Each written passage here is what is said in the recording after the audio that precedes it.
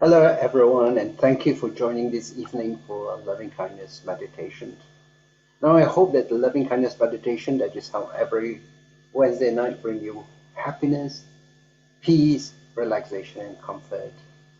And I myself have just returned from a 1 month retreat that I had in Western Australia. But before that, I was in Sasanaraka for a 10 days retreat. So it is a series of retreats that I've gone.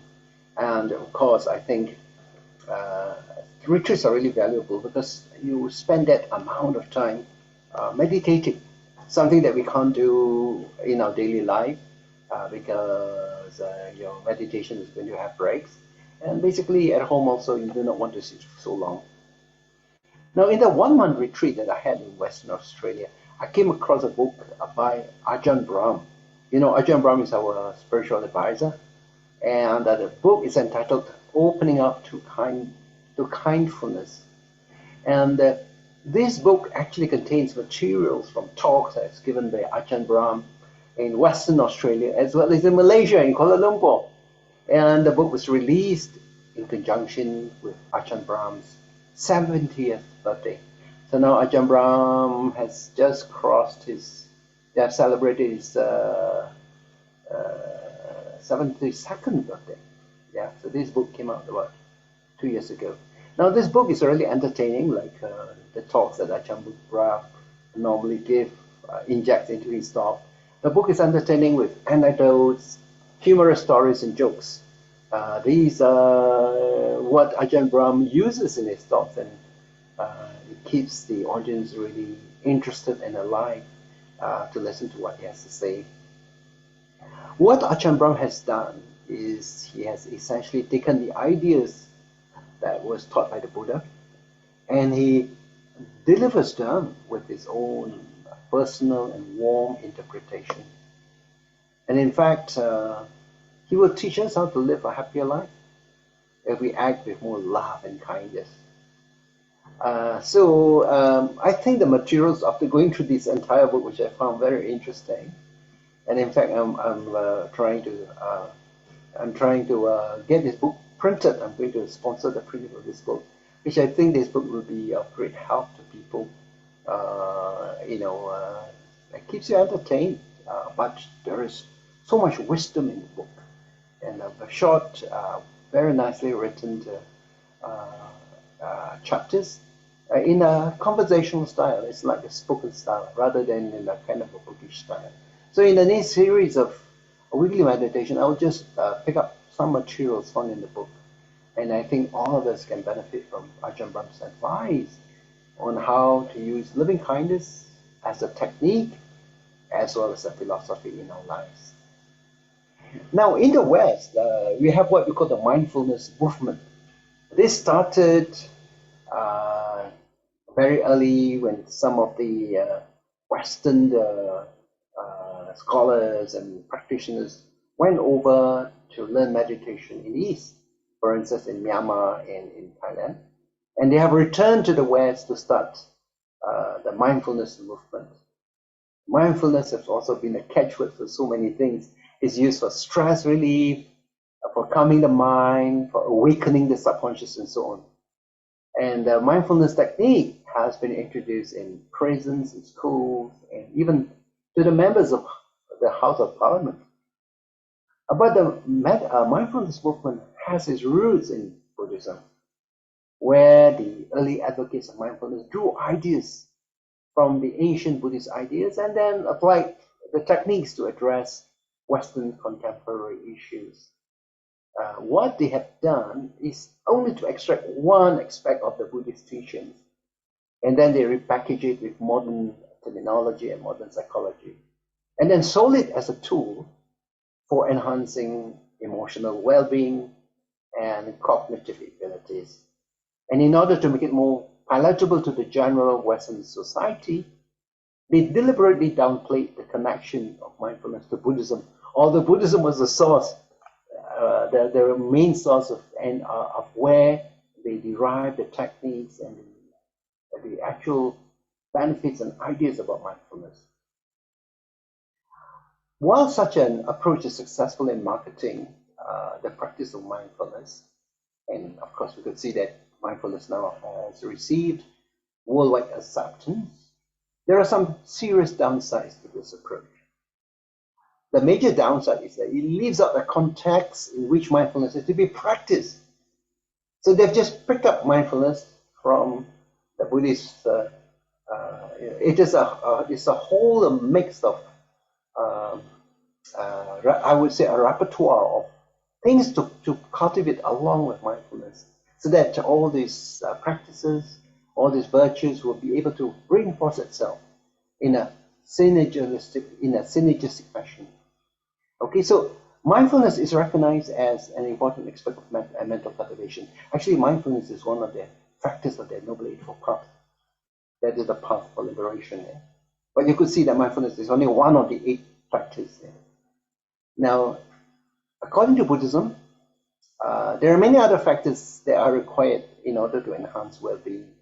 And in fact, for mental cultivation to be truly effective, mindfulness should be practiced with other more basic qualities, because this will give mindfulness the stability and power that is required.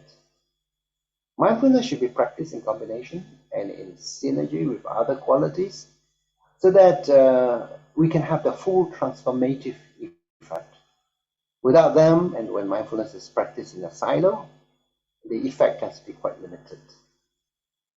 Then, given this development that has occurred in the West, and now that mindfulness has gone to different parts of the world, and mindfulness is being accepted by many people, regardless of religious beliefs, then enters Ajahn Brahm, who adds in another element. He introduces this element to work together with mindfulness. So Ajahn Brahm coined the word kindfulness. And you could see that kindfulness is not really an English word right now, but it is a compound of 2 English words. One is kindness, and the other one is mindfulness. So he introduces the idea of using metta, or loving kindness, together with mindfulness in order to increase the effectiveness of the practice. And drawing from the Buddhist sutras, he pointed out that true mindfulness is always based on morality. Now, when people in the West hear the word morality, it sends shivers down their skin, because morality in the West has a lot of negative connotations, because they grew up with the ideas of sin, hell, guilt, and things like that. They're all negative concepts connected with the religious traditions in which they grew up.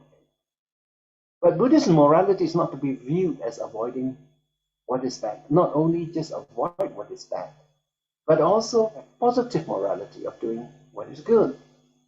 And only a good-hearted person will be able to truly enjoy and benefit from the strong, life-changing mindfulness.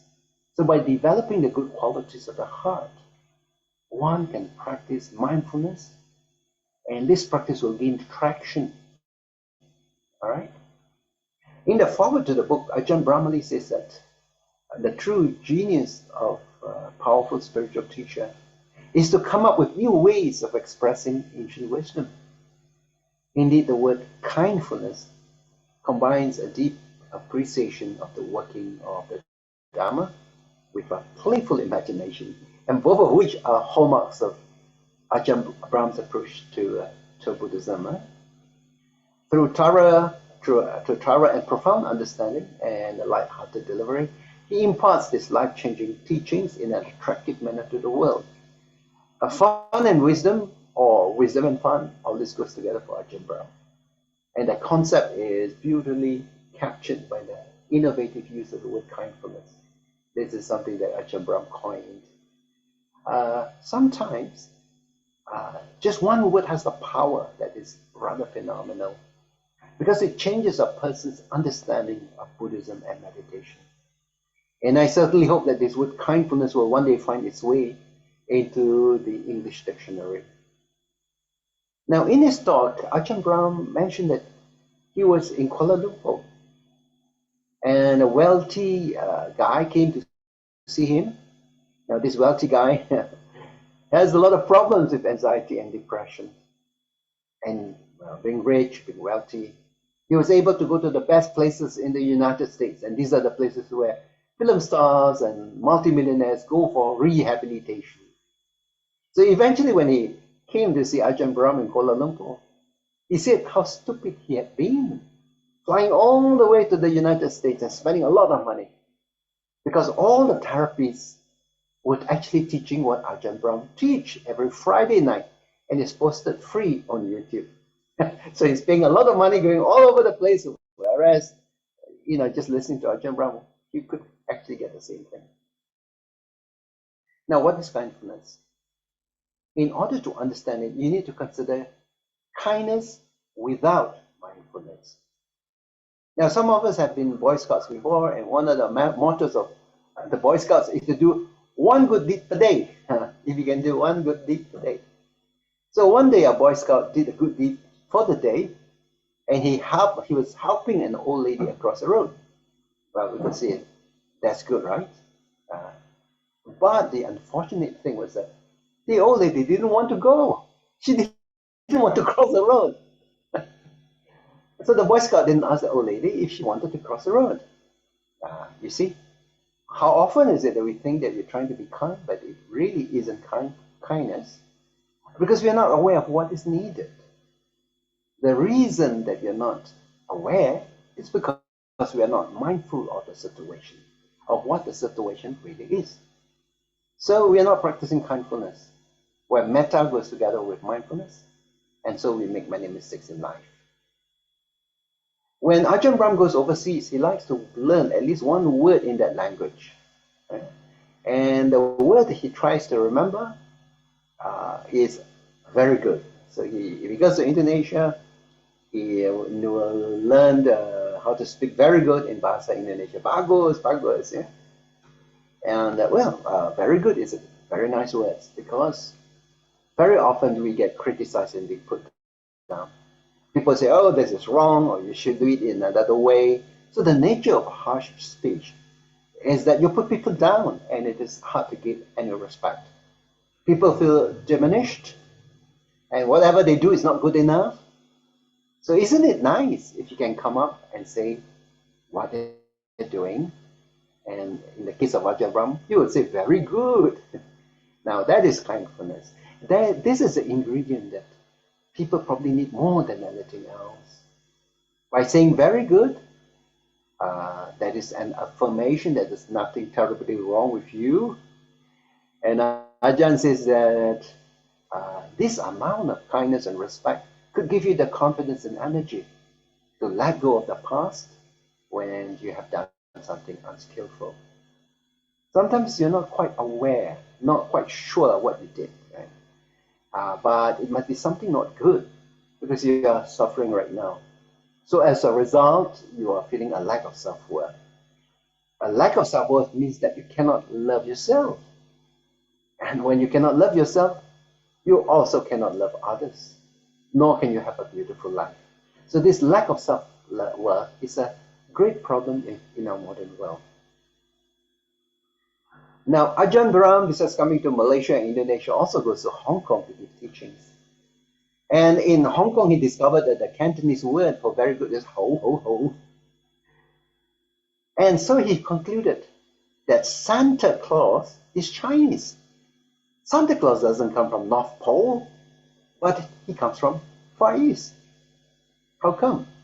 Because Santa Claus always say, ho, ho, ho.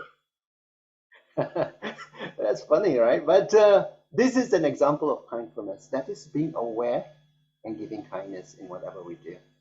So this is a short message on how we can open up to kindness. And in future sessions, I will draw some nuggets of wisdom from this book and share with you. All right, so now we will proceed with our practice of metta meditation. And please be comfortable. If you're sitting on a chair, be comfortable on the chair with your back straight. And of course, it is very useful to align your ears with your shoulders and your hip bone, so that it's in kind of straight line, without like pushing your head too far ahead or too far back. So your back is straight, and you have both your feet on the floor. And you can rest your back against the against the chair, but make sure that the body is straight, so you're not like lying down on a sofa seat and just slouching, because if you do that, you fall asleep very quickly. Yeah? Or if you're seated on a cushion, that is fine as well. And we want you to be aware of the flow of your breath, because as your breathing goes deeper and slower, you will actually feel much more relaxed. And in that calmness, you bring your mind's eye to the people that you like to share your thoughts of loving kindness. And I will guide you to what to do during the meditation. So if you're ready right now, I will just sound the bell and we can get started with our meditation practice.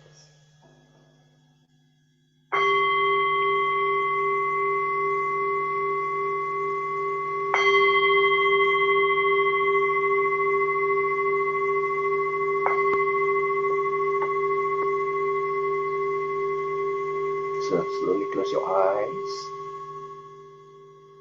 and let you just pay attention to your breathing in and breathing out.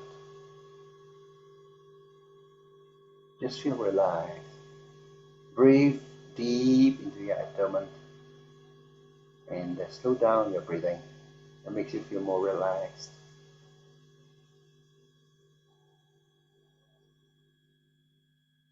And you just think that at this moment, there is nothing else that I require. I'm contented and I will just devote myself to the practice of loving kindness. And put a smile in your heart. Just relax. Breathe deeply into your abdomen. It's a full deep breathing.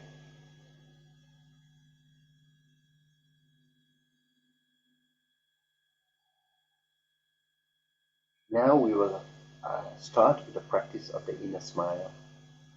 This is sending loving kindness to our body. And an adult male will have 36 trillion cells of the body. And so we will send smiles. Smile is connected with relaxation, friendliness, kindness, peace. And this is also a traditional meditation practice to enhance good health and well-being. Now let us just be aware of the crown, of the top of your head. If your mind has settled down, it might be possible for you to feel some sensations at the top of your head. And put a smile on the top of your head, at the crown area. As you say love and kindness. Now just be aware of your forehead. You can also feel some sensations in your forehead. Put a smile on your forehead. Love and kindness. Now just be aware of the spot between your eyebrows. And put a smile at this spot. Put relaxation, kindness, friendliness in this spot. Now, being aware of your eyes, putting smiles in your eyes. And now down to your cheeks. Let it flow down your face, down to your neck. Be aware of your neck. You can feel the sensations in your neck, on the skin of your neck.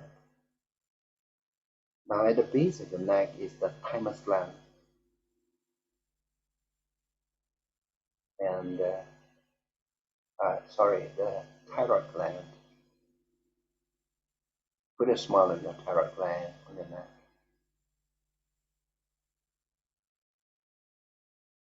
And moving lower down is your thymus gland.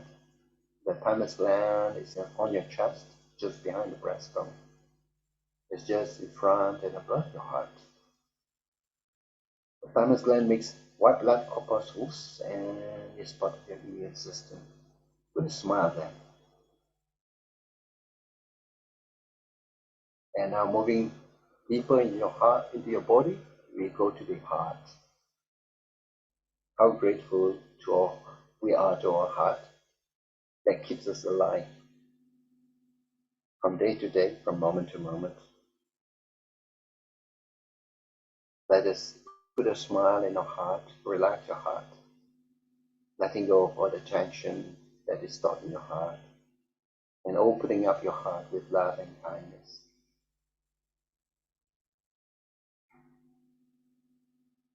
And let the love from your heart radiate to your lungs. Feel the lungs breathing easily. Also gratitude to your heart and lungs.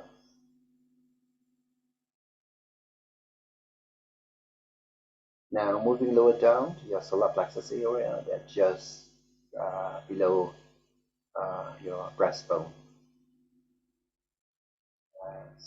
Sometimes when you feel negative, this is the area where the negative energy tends to be concentrated, like when you feel frustrated, angry, disappointed, fearful. This is the spot that will tighten up. Just relax and putting a smile on your solar plexus so that you bring positive energy into your life. And now moving to the right side of the body, just below the ribs area, you would have the liver area. That plays a wonderful role in purifying the blood, keeping you healthy. Smile at your liver. Friendliness and kindness to your liver. Now just moving to the back, you have your kidneys. And smile at your kidneys. Bring the goodness of friendliness, of love, and kindness to your kidneys, so that they will always function well and keep you healthy. Thank you, kidneys. Smile for your kidneys. And then moving to the left part of your body, just below, just in the lower rib cage, you will have your spleen and your pancreas. Your spleen fights germs in the blood and also controls the level of blood cells and filters the blood. Smile for your spleen. Just below the spleen is the pancreas. The pancreas is also at the side of the stomach, helps you to digest your food and convert the sugar in your food into energy. So thank you, pancreas. And now moving into the center, you will have your stomach, your digestive system, and also the small intestines and large intestines. They're all in your stomach area. Put a smile there, so that may you enjoy good digestion. And of course, keep smiling right down to the large intestines. And also, inside your body will be the bladder, from the bladder, smiling in your bladder down to the urinary system, and also the prostate gland for the males and ovaries and uterus for the females. So you have covered your entire body from outside and inside with love and kindness, with smiles. Now let us return to our breath. There are many ways of watching the breath, but one good way is just to be aware of your breathing in and breathing out. We normally say that just put your attention around your nostril area, but some people have difficulty in experiencing the breath around the nostril. But you will still know that you're breathing. So wherever you can feel the breath, could be in the neck, could be your shoulders, could be your chest area or abdomen. Those areas are valid areas for you to watch. So just observe the breathing in and breathing out in a relaxed fashion, like the way that you would when you sit at the beach watching the waves come and go. Relax, just watching the waves come and go. So you watch your breath coming in and going out in a relaxed fashion. And in order to keep track of your breath, because early in the meditation, if you don't keep track, if you don't count, it's quite easy for the mind to wander off. So we try some counting. Yeah, so you can count either from 1 to 8 or 1 to 10. Both are valid duration that you can count. But don't go below 10 because it becomes too much. Yeah? Either 1 to 8 or 1 to 10. And as you breathe in and out, you can count 1, breathe in and out 2, and so on. So let's watch your breath and apply some counting in order for us to keep track on the breath. If your mind has wandered during the watching, it's okay. That's okay. But the moment you know that the mind has wandered, just bring it back and continue with your counting. If you completely forget where you were, then return back to number 1. Okay, so let's just watch the breath. Mindfulness of the breath.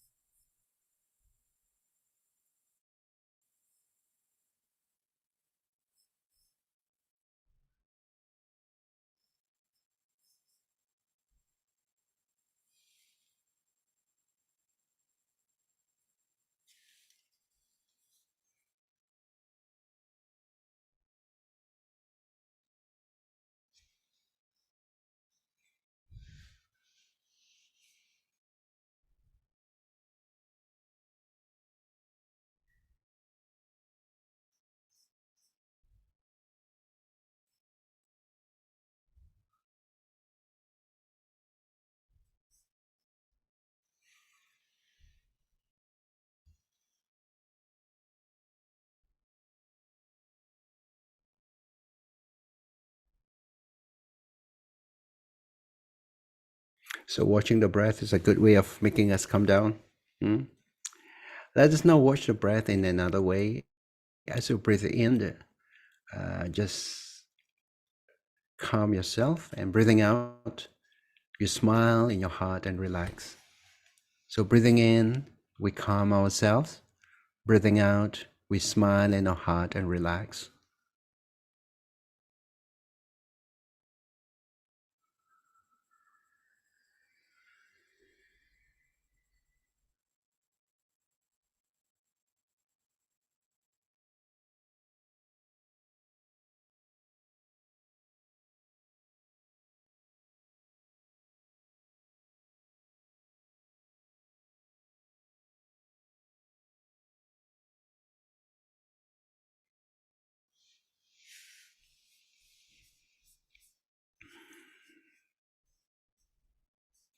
Now we will proceed with the Metta meditation. So in Metta meditation, we first fill ourselves with loving kindness so that we can become a source of love and kindness, and that we are able to radiate these thoughts to other living beings. And when we make wishes for ourselves and others, we make 4 wishes. The first wish is, may my heart be peaceful and free. May my mind be happy. May my body be healthy.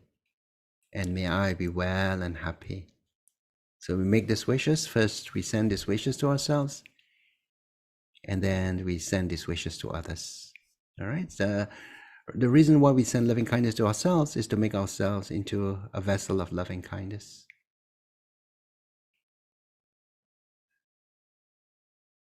So having a smile in our heart, we say, may my heart be peaceful and free. It is not the words itself that is important. It is the intention, the thoughts behind these words. May my heart be peaceful and free. And just think how wonderful is it when your heart is peaceful and free, and you're protected and free from inner and outer harm. May my heart be peaceful and free.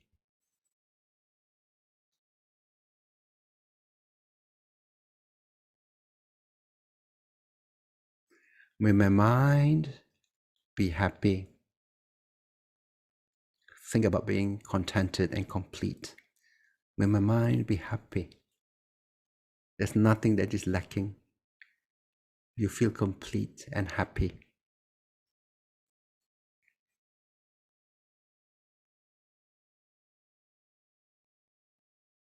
May my body be healthy. And you think about good health, not only the physical body, but the mind that goes with the body. Health, good health, something that you enjoy. May my body be healthy.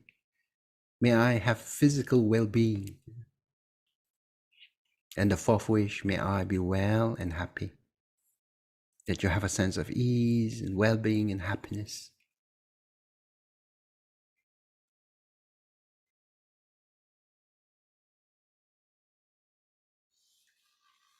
May my heart be peaceful and free.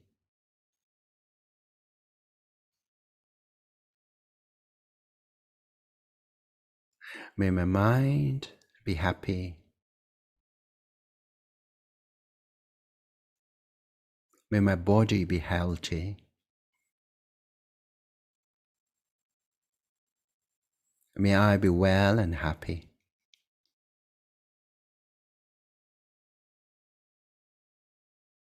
And keep smiling in your heart, having these thoughts of loving kindness for yourself, a feeling of well-being, feeling of ease, feeling of happiness, enjoying good health.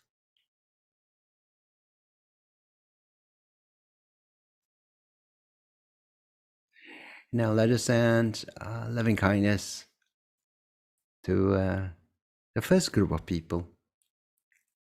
These are the people whom we have benefited a lot. We've gained a lot from them for their love, their sacrifice, and their thoughts of kindness for us, and the teachings that they have given us. We can think of our parents, our mother and our father, how much and how devoted and dedicated they are to us, to our well-being. So in our heart we say, oh, my mother and father, thank you so much for all the years of love and support that you've given me.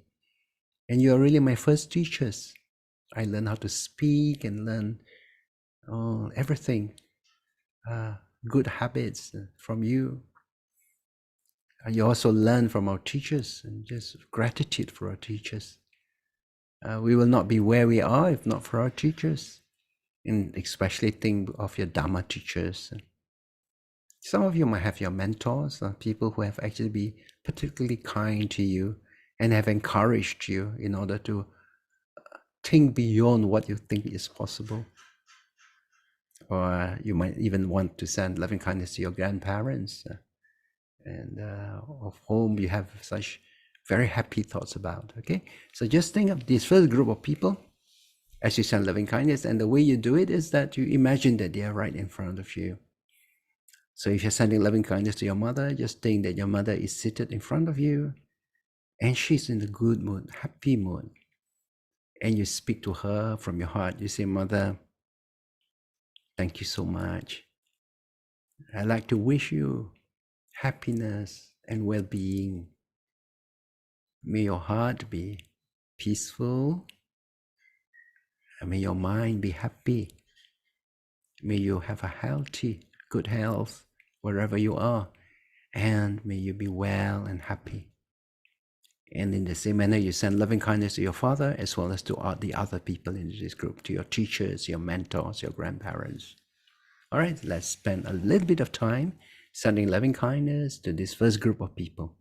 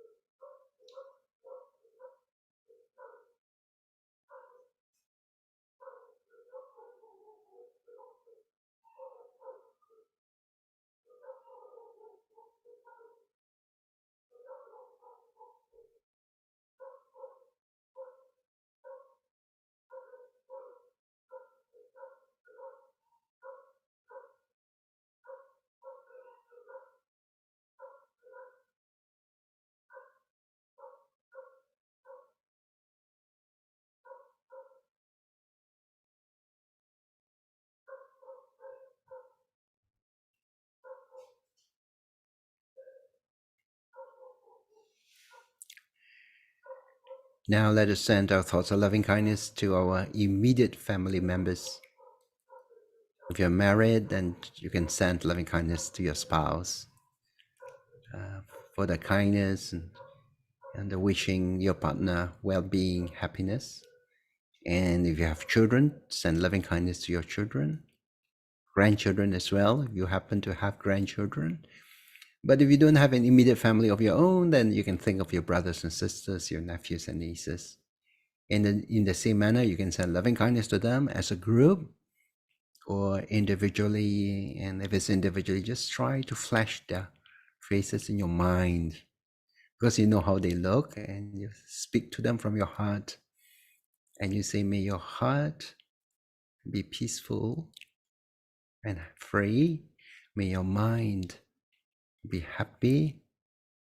May your body be healthy. May you be well and happy. And speak these wishes with sincerity in your heart, sincerity and kindness in your heart. All right, so now let's send our thoughts of loving kindness to our immediate family members.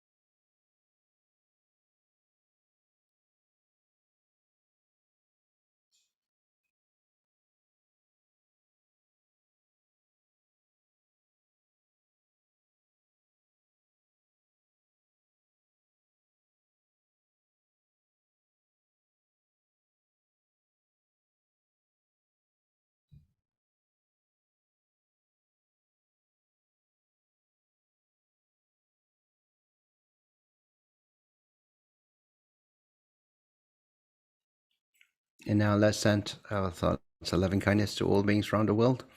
Just imagine that the beings of this world are gathered around you, and they have all assumed a human form. They're beings in every direction.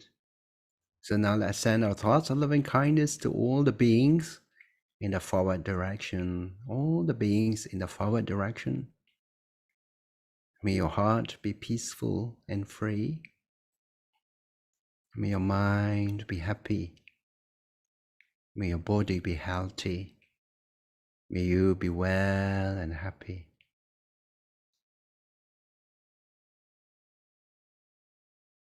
Sending your thoughts of love and kindness. There is no barriers to the distance that you can send. You can even send your thoughts right across the world. There's no hindrances at all. Just sending your love to all the beings in the forward direction, regardless of where they are. near or far, large or small,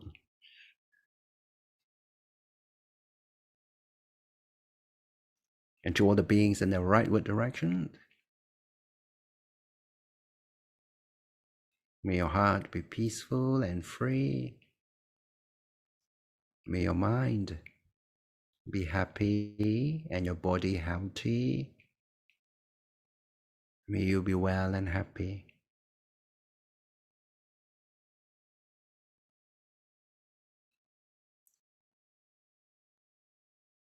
Now to all the beings in the backward direction, no barriers here. Just sending a loving kindness to all the beings in the backward direction.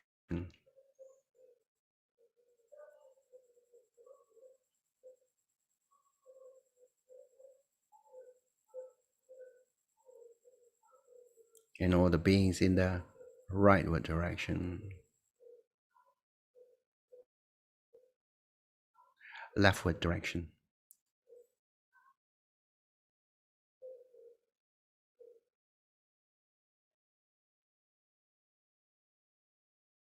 Now sending your loving kindness to all the beings in the downward direction.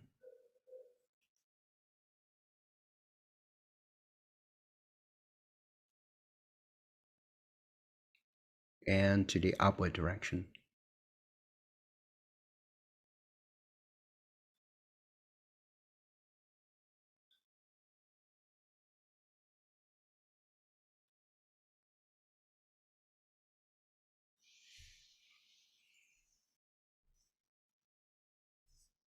And sending a loving kindness in all directions throughout the world, in every direction.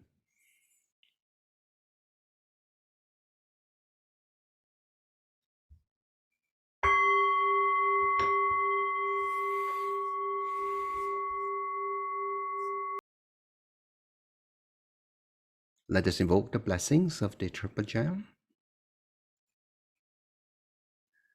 Bhavatu sabba mangalang rakantu sabba devata.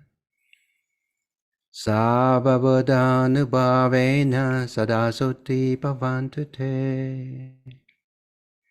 Bhavatu sabba mangalang rakantu sabba devata.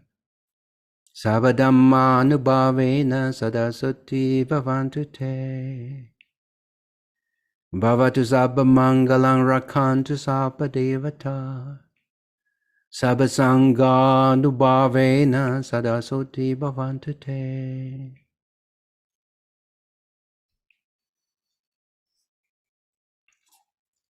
The practice of loving kindness itself generates merits. And now, in the calmness of our minds, we like to send out our wholesome thoughts and share the merits with the devas, with our guardian deities and protectors, so that they may rejoice and continue to guide and protect us and our loved ones. And may they also give blessings to the donors, the supporters and members of BGF, as well as to other Buddhist organizations worldwide. Etavatacha amehi sampadam punya sampadam sabbe deva sabbe satta sabbe bhuta hanumodantu sabba sampati siddhya. Let us also think of those who are no longer in this world right now, and they are our friends and relatives. We think of them with love and gratitude. We can no longer repay them for their kindness, but we can dedicate merits to them. And may these merits help to bring them relief and happiness wherever they are. Idang me Nyarinang hotu Sokita hontu Nyatayu Idang me Nyarinang hotu Sokita hontu Nyatayu Idang me Nyarinang hotu Sokita hontu Nyatayo. In closing, let us make some aspirations.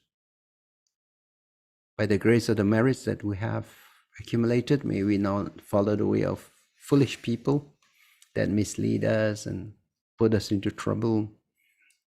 Let us have the blessings of good friends and skillful teachers to help us along the path. Wherever we go, wherever we are, may we never stray from the path of Dhamma, and may we always have a chance to practice the Dhamma, and so that one day we gain release from samsara and gain the full realization of Nibbana. Hemena Punya kamena mame bala samagamo satang samagamo hotu yava nibbana patiya.